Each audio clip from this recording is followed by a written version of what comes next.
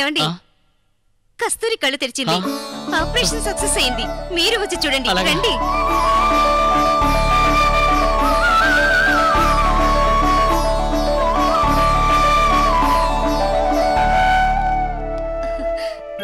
బంగారు తల్లి,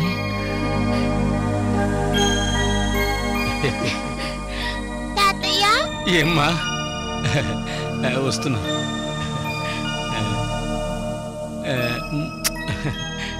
వినాయక, నా మనోరాల్ని కాపాడు.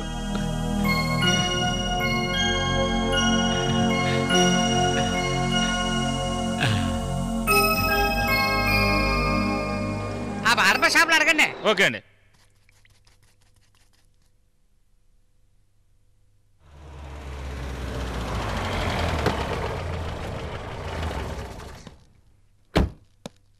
అన్నా, ఇగో ఈయన చేసి వచ్చాను. అందుకు రాలేదన్నా.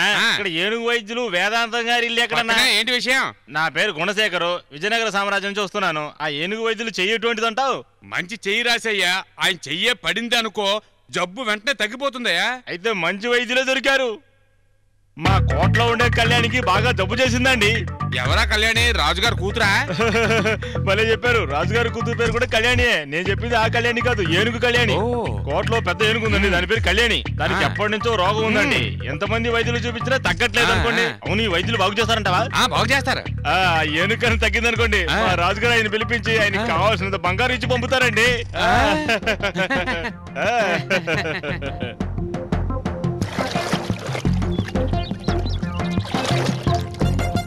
ఒరే రాజా, ఒరే రాజా, త్వరగా రారా. ఏంట్రా అంత కంగారు పడిపోతూ వస్తున్నావు? ఏంటి విషయం? ఇప్పుడు విషయం ఏంటో స్ట్రైట్ గా చెప్పు. అంతా మంచి విషయమే. జాగ్ పాడుకోవడానికి ఒక మంచి ఐడియాతో వచ్చాను. నువ్వు ఇలా దిగంబర స్నానాలు చేస్తూ కూర్చున్నావు వరకు ఆ మీటర్ వడ్డీగాడు నీ వీపు విమానం మొత్తం మోగించేస్తాడు తెలుసా? బక్క బక్క బక్కని కప్పలా అలా కొట్టుకోకుండా ముందు విషయం ఏంటో సరిగ్గా చెప్పరా. నేను చెప్పే విషయం ఏంటంటే, అయ్యో నువ్వు ఇలా చండాల భంగిములు ఇస్తూ ఉంటే తాకట్టు పెట్టే నగలు ఎలా విడిపించుకుంటావురా? నువ్వు అవసరం లేకుండా ఇవన్నీ చూడడం మానేసి విషయం చెప్పు. అవి విడిపించుకోవడానికి తగిన మార్గం చెప్పడానికే నేను ఇప్పుడు వచ్చాను. అలాగా అయితే సిగ్గులేదురా.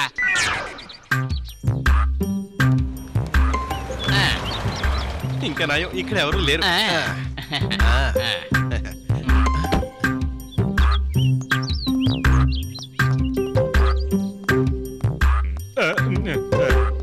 నమస్సుమాంజలి.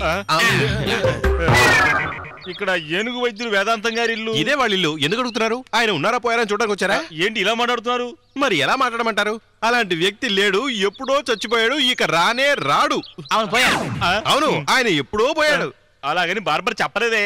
బార్బరా? ఏ బార్బరు? మీరెవరు? నా పేరు గుణశేఖరు. విజయనగర సామ్రాజ్యం మీకు తెలుసు కదా?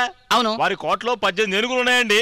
ఆ కోట నేను పనిచేస్తున్నానండి. ఏమైనా సరే ఇప్పుడు వైద్యం చేయడం కుదరదు. ఆయన మంచం పెట్టి ఉన్నారు. ఆయన ఎవరి కోసం రారండి. ఆయన బాగున్నప్పుడు ఏనుగు వైద్యం కోసం ఎలా క్యూలో నిలబడేవారో తెలుసా? ఇప్పుడు ఆరోగ్యం బాగాలేనప్పుడు ఏ ఒక్కడో ఆయన్ని చూడడానికి రాలేదు. పులుకు పలుకు లేకుండా పడున్న ఆయన్ని చూడడానికి ఎంతో బాధగా ఉంది. ఆయన ఆరోగ్యం బాగున్నప్పుడు ఎంతో మంది ఇక్కడికి వస్తూ పోతుండేవారు. ఇలా నిర్జీవంగా ఉన్న ఈ ఇంటిని చూస్తుంటే నేను భరించలేకపోతే. ఆయన మంచం పెట్టి ఉన్నా కూడా ఆయన కంటే 10 రెట్లు ఎక్కువ టాలెంట్ వాళ్ళ కొడుకు మాత్రమే ఉంది. ఆయన కొడుకా మీరు? నేను కదా ఆయన. సార్ నమస్కారం. సార్ ఒక్క నిమిషం, నేను వచ్చిన పని ఏంటో చెప్పేస్తాను. మా కోటలో నేను కళ్యాణ్కి ఎప్పటి నుంచో రోగం ఉంది. ఎంతో మంది వైద్యులు చూసినా కానీ ఆ రోగం నయించలేకపోతున్నారు. ఊళ్ళో అడిగితే ప్రతి ఒక్కరు మీ నాన్నగారు పేరు చెప్పారు. వారి స్థానంలో మీరు ఉన్నారు కాబట్టి మీరు ఖచ్చితంగా నయం చేయగలరు. నాకు నమ్మకం ఉంది. కుదరదు, నేను రాను. ఆగండి. వైద్యుని తీసుకెళ్ళకపోతే రాజుగారు నా తల తీసేస్తారండి. ఏం మాట్లాడుతున్నావు నువ్వు? ఎవరైనా సాయం అంటూ వస్తే తప్పకుండా మనం చేసి తీరాలి. అవును, సహాయం చేయడానికి నేను రెడీ. నేను వెళ్ళి ఆ ఏనుగు జబ్బుని నయం చేస్తాను. కానీ నాకు కావాల్సినంత డబ్బుని వీళ్ళు రాజుగారు ఇస్తారా? ఇస్తారండి. మీరు అడిగిన దానికన్నా ఎక్కువే ఇస్తారండి. వినాయక చవితి రోజునే రాజుగారు పుట్టినరోజు కూడా. ఈ లోపల మీరు రోగం నయం చేస్తారనుకోండి, మీకు డబ్బు నగలు అన్ని ఇచ్చి రాజభోగంతో పంపిస్తారండి. వినాయక చవితి లోపా? నువ్వు చెప్పే నిజమేనా? నిజమేనండి. ఇక మీరేమి చెప్పగలదు, మేము ఖచ్చితంగా వస్తున్నాం. చాలా సంతోషంగా ఉందండి. ఇంకో ముఖ్యమైన విషయం, రాజుగారి గురించి మీరు తెలుసుకోవాలి. రాజుగారు నచ్చితే ప్రాణం ఇస్తారు, నచ్చకపోతే ప్రాణం చేస్తారు. అదే మా రాజుగారి గొప్పతనం.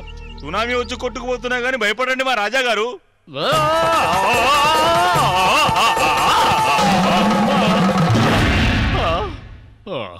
అయ్యో, ఏమైంది?